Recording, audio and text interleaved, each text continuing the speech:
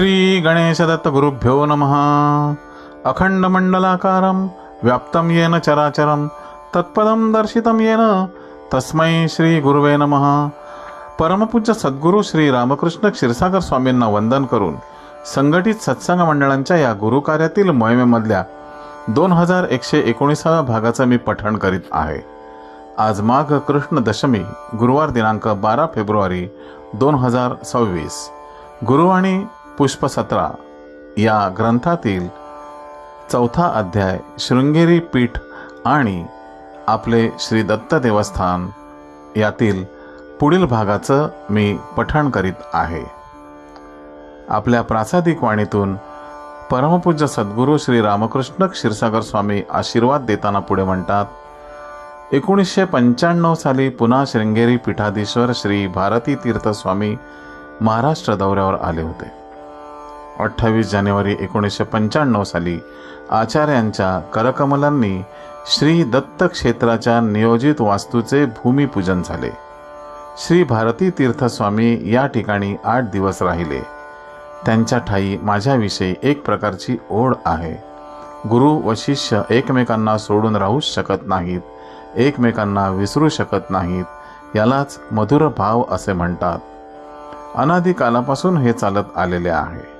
अनेक गुरु होऊन गेले, पण त्यांनी माझ्या दर्शनाला या असे निमंत्रण कधीही पाठवले नाही। तो भाव निर्माण झाला की भक्त आपोआपच दर्शनाला येतो। जसे तुम्हाला माझे दर्शन घ्यावे असे वाटते, तसे मलाही तुमची आठवण येते। यासाठी भक्तीच्या तारा त्यांना जोडाव्या लागतात, हे मात्र खरे। शंकराचार्य जे महाराष्ट्रात येतात ते माझ्या आकर्षणामुळे, नाहीतर मुंबईत त्यांचे मन रमत नाही। जीवनात संस्काराला फार महत्त्व असते, त्याचा फार चांगला परिणाम होतो। इतरांची दृष्टी आपल्याबद्दल साफ असावी म्हणून स्त्रियांनी कुंकू लावणे महत्त्वाचे आहे। यामध्ये आपण बदल करू नये। श्री भारती तीर्थ स्वामी नगरला आले असता एके ठिकाणी सत्कार स्वीकारण्यासाठी गेले होते। त्यावेळी 8-10 वर्षांच्या एका मुलीने संस्कृत श्लोक म्हटले। स्वामींनी प्रसन्न होऊन त्या मुलीला बक्षीस दिले। त्या मुलीला बक्षीस देताना स्वामींनी पाहिले की त्या लहान मुलीने कुंकू लावलेले नव्हते। त्या मुलीकडे त्यांनी कुंकू न लावण्याबद्दल चौकशी केली, पण तिला काही सांगता आले नाही। शंकराचार्य किती थोर व महान आहेत आणि त्यांचे किती बारीक लक्ष असते हे यावरून लक्षात येते। अधार्मिक वृत्तीने कोण वागते हे बारीक लक्ष ठेवून पाहावे लागते। मला रामेश्वरची यात्रा करण्याचा योग एकदा परमेश्वराच्या आज्ञेने आला। शृंगेरी पीठाधीश्वरांचा निरोप होता की आम्ही रामेश्वरला चाललो आहोत, तुम्ही पण यावे। माझ्या गुरूंनी मला परवानगी द्यावी, हाही योगायोगच आहे। रामेश्वराचे स्पर्शदर्शन घेण्यासाठी परवानगी फक्त तेथील पुजारी, नेपाळचे राजे व शृंगेरी शंकराचार्यांनाच आहे। रामेश्वराचे दर्शन केव्हा होते याची जरी कल्पना असली तरी मी गेलो तो दिवस महाशिवरात्रीचा होता।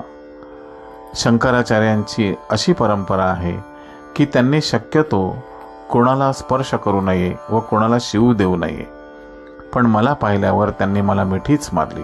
मी थक्क झालो, सावध होतोच। मी त्यांना सांगितले की मी ओवळ्यात आहे, तर तुम्ही सोवळ्यात आहात। ते म्हणाले, असे नाही, असे नाही।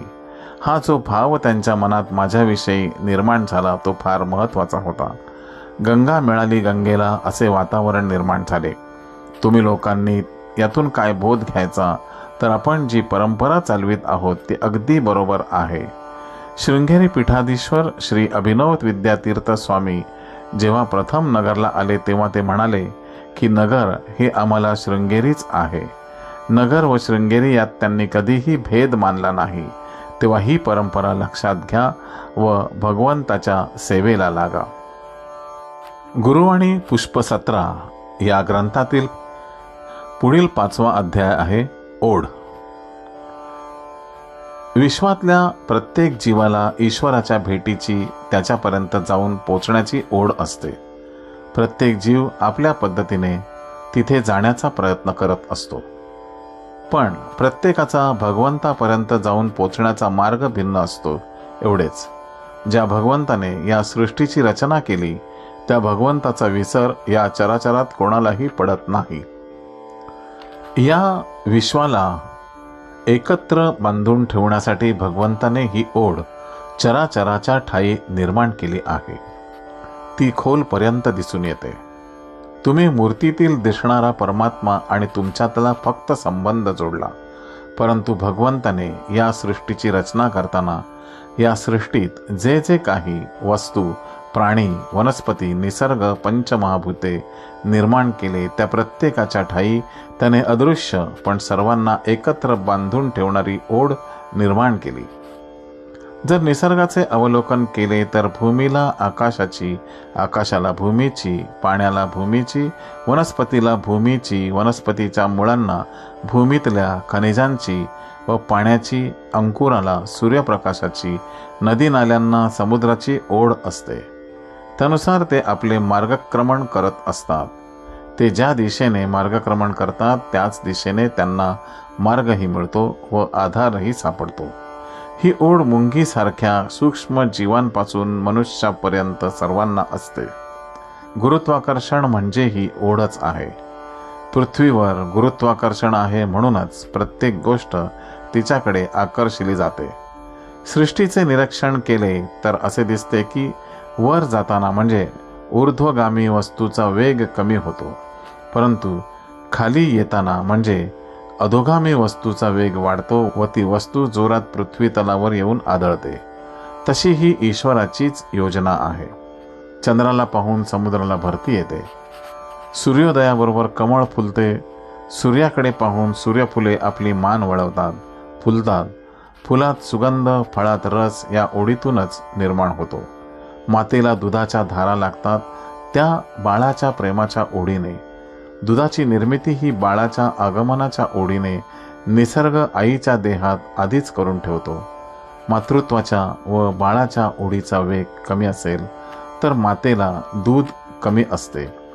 मातेला बालकाची आतून ओढ असेल तर बाळाचे पोट हे केवळ मातेच्या दुधानेच भरू शकते. मातेला बालकाची ओढ, बालकाला मातेची ओढ, गाईला वासराची व वासराला गाईची ओढ दिसते. संध्याकाळी पशुपक्षी घरट्याकडे पिलांच्या ओढीने निघतात तर गायी वासरांसाठी गोठ्याकडे जातात. ही ओढच त्यांना घरापासून दूर असताना स्वतःच्या घराकडे ओढून आणते. बुद्धिहीन प्राण्यातही नैसर्गिकरित्या हे घडत असते व त्यातून त्यांना प्रेमाचा आधारही मिळतो. श्री गुरुदेव दत्त. गुरुबंधू आणि भगिनींनो, आजचे हे पठण परमपूज्य सद्गुरूंच्या चरणी सादर अर्पण. या आशीर्वादाच्या पुढील भागासाठी पुन्हा भेटूया उद्या सकाळी 6 वाजता. श्री गुरुदेव दत्त.